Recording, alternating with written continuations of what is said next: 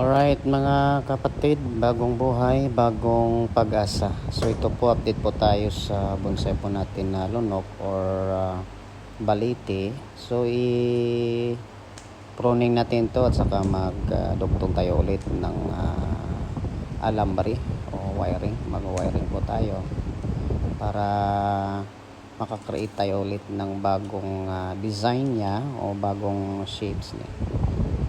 Tumataas na siya, ilang buwan na rin to ayan.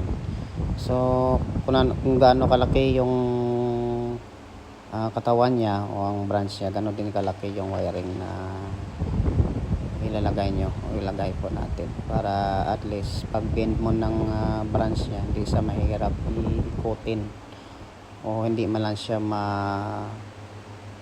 bali yung sanga niya o yung branch niya.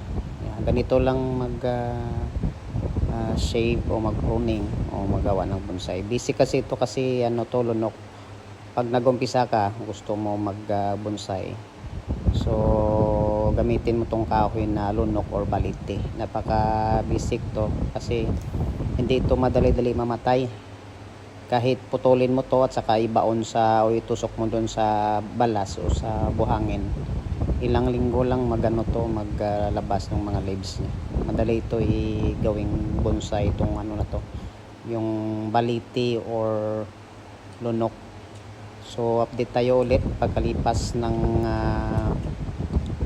2 weeks para at least makita nyo yung bagong mga branches niya o yung mga sanga niya.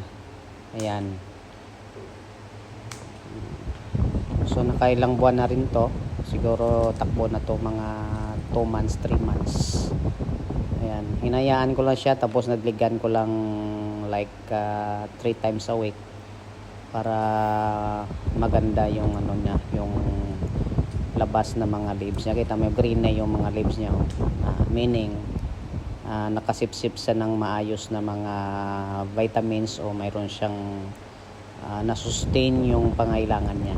Ayan. So paglipas ng ilang buwan to, maganda talaga to tingnan. So maraming salamat sa patuloy nyong pagsuporta. Naway pagpalain po kayo ng Panginoon sa bawat araw.